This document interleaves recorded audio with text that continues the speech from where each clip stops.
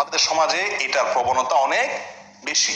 মানুষ পালক পুত্র রাখে, পালক মেয়ে রাখে এবং এদেরকে মোটামুটি নিজের ছেলে হিসেবে সব জায়গায় পরিচয় করায়, আর এরাও ওই লোকের বাবা এবং তার স্ত্রীকে মা ডাকে। আর সমাজের লোকও আমরা সবাই ওই ছেলেকে অমুকের ছেলে বলি আর ওই লোকের অমুকের বাপ বলি, ঠিক না বেঠিক? এটি শরীরের দৃষ্টিতে নাজায়েজ একটি কাজ, আমরা অনেকেই জানি না, অনেকেরই বিষয়ে হয়তো জানা নাই। এটি নিষিদ্ধ, আল্লাহ সুবহানাহু ওয়া তাআলা সরাসরি নিষেধ করেছেন কোরআনে কারীমে। আল্লাহ বলেছেন উদউহুম লিআবাইহিম, আল্লাহ তাআলা বলেছেন মা জাআলা আদইয়াআকুম আবনাআকুম, তোমরা যে পালক পুত্র রাখো, পালক মেয়ে রাখো, এরা কোনোদিনই তোমাদের মেয়েও না ছেলেও না। পিতৃত্ব এটা কোনোদিন পরিবর্তন করা যায় না। কথা বুঝে আসছে? আপনাকে যিনি জন্ম দিয়েছেন তিনি আপনার বাবা, তিনি আপনার বাবা। জীবনে একবারের জন্য আপনার ভরণ পোষণ দেন নাই, তারপরও তিনি আপনার বাবা। আপনার প্রতি অবিচার করছেন, খোঁজ খবর নেন নাই, চলে গেছেন, তবুও তিনি আপনার বাবা। আমি বুঝাতে পারছি? আপনাকে গর্ভে ধারণ করেছেন, তিনি আপনার মা। কিন্তু দেখা গেল কয়দিন পরে কোন একটা কারণে তালাক হয়ে গেল, আর বিয়ে হয়ে গেছে, মা আপনার জীবনে কোনদিন খবর নেয়নি, তারপরও তিনি আপনার মা। অন্য মহিলা আপনাকে সারা জীবন লালন পালন করুক, কখনো সে আপনার এই মায়ের পদটা পাবে না। আমি কি বুঝাতে পারছি? আপনাকে যিনি জন্ম দিয়েছেন সে বাবার পদটি সারা জীবন আপনাকে স্বর্ণের থালেও যদি কেউ খাওয়ায়, সে আপনার বাবার পদটি পাবে না। কিন্তু আমাদের দেশে সাধারণত যে লালন পালন করে, পালক আনে, তাকে ওই ছেলে মেয়েরাও বাবা ডাকে, আর বাবা ওই লোকও তাদেরকে ছেলে মেয়ে হিসাবে সমাজের লোকের কাছে পরিচিত করে। আর সমাজের লোকজনও আমরাও সবাই কি তাদেরকে ওই লোককে অমুকের বাপ, অমুকের মা, আর ছেলে মেয়েগুলাকে অমুকের ছেলে, অমুকের মেয়ে বলে আমরা সম্বোধন করি। এটা জায়েজ নেই, এটা জায়েজ নেই ভাই। এবং এই নাজায়েজ কাজটি আমাদের সমাজে হাজার হাজার মানুষ করতেছে অবলীলায়, না জেনে। নিষেধ, সরাসরি নিষেধ। নবী সাল্লাল্লাহু আলাইহি সাল্লাম যায়েদ ইবনে হারেসা রাদিয়াল্লাহু তাআলা আনহুকে পালক আনছিলেন, পালক আনার মতো এরকম তাকে লালন পালন করছিলেন। তো লোকেরা, সাহাবীরা সবাই বলা বলি করতে শুরু করছে, যায়েদ ইবনে মুহাম্মদ, যায়েদ ইবনে মুহাম্মদ, মানে মুহাম্মদ সাল্লাল্লাহু আলাইহি সাল্লামের ছেলে, এরকম বলা শুরু করছে। তখন আল্লাহ তাআলা আয়াত নাযিল করছেন, না, লালন পালন করা এটা ভালো জিনিস, পালক আনা এটা খারাপ না।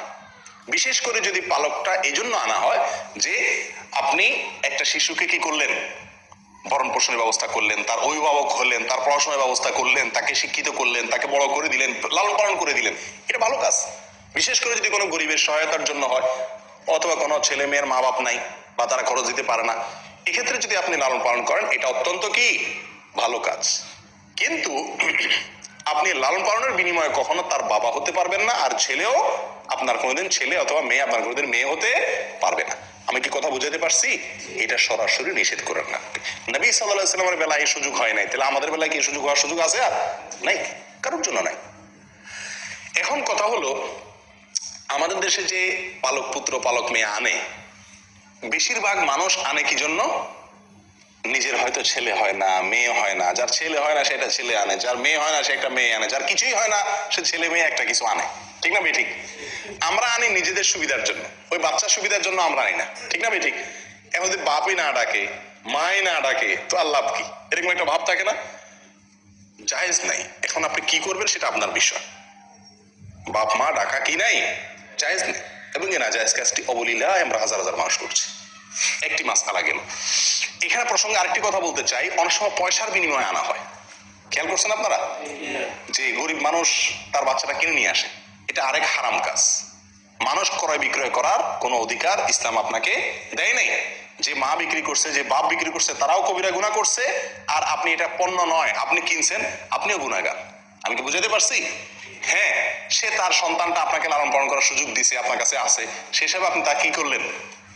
খুশি হয়ে তার কিছু হাদিয়া তোফা দিলেন, সেটা ভিন্ন জিনিস। যে তার মন খারাপ হতে পারে, তার একটু আমি সহযোগিতা করলাম, সেটা ভিন্ন জিনিস।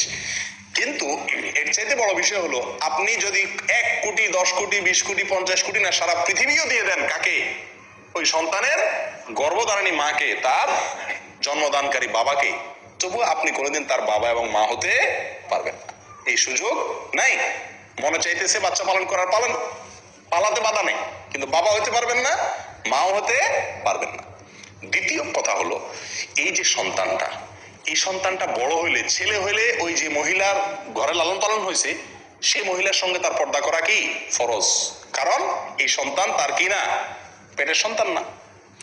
আবার যদি মেয়ে লালন পালন করে তাহলে যে বাবা মতো যে লালন পালন করছে, যার বাসা লালিত পালিত হয়েছে, ওই পুরুষের সাথে এই মেয়ের দেখা দেওয়া কি হারাম। আমি কি বুঝাতে পারছি? কিন্তু এটার উপরে আমল করে কি?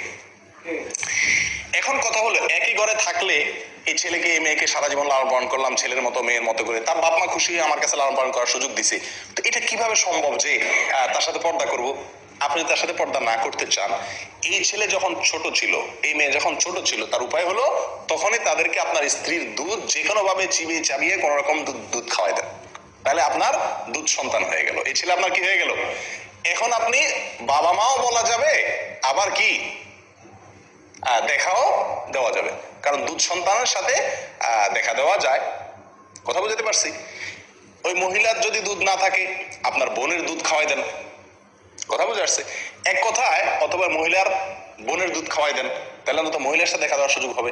এক কথায় দুধ সম্পর্ক তৈরি হয় এরকম কারোর সাথে দুধ খাওয়া দেওয়ার ব্যবস্থা করতে হবে, তাহলে কি হবে, ওইটা ছোটবেলায় করতে হবে, তাহলে কি হবে, দুধ সন্তান হয়ে যাবে এবং ওই সম্পর্কের কারণে আপনার তার সাথে দেখা দেওয়া কি হয়ে যাবে, জায়েজ হবে।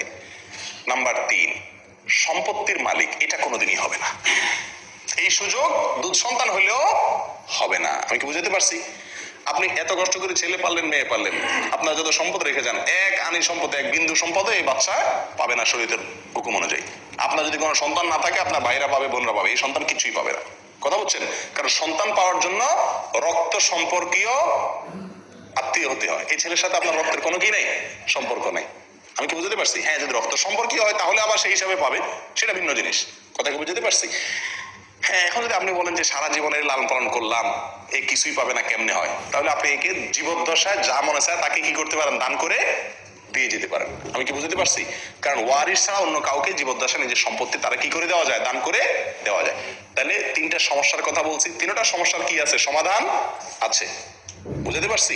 কিন্তু এই সমাধানগুলাকে আমরা গ্রহণ না করে সরাসরি আমরা কি করি, ওই পালক পুত্রের ছেলে মেয়ে ডাকি, বাবা মা ডাকি, পালক বাপরে পালক মারে, এবং তাদের সাথে দেখা দিই এবং তাদেরকে সম্পত্তির ভাগ দেয় মৃত্যুর পরে। এই সবগুলাই অন্যায় কাজ, গর্হিত কাজ। আল্লাহ আমাদেরকে বুঝার তৌফিক দান করে।